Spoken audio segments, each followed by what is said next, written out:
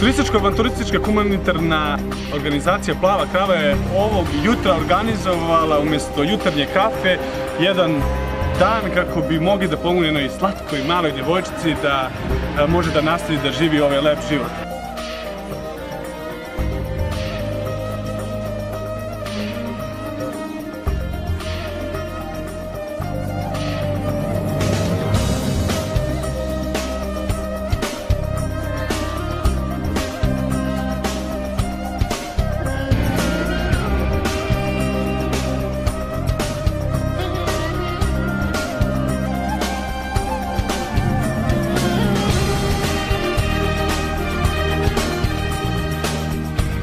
Mi kao studenti smo dokazali da je naš narod vrlo dobar narod i nadam se da ćemo pomoći maloj Nini da preživi, doživi sve ono najlepše u životu, a najbitnije da ima zdravlje, tako da odjavljujem se iz ekipe Plave krave.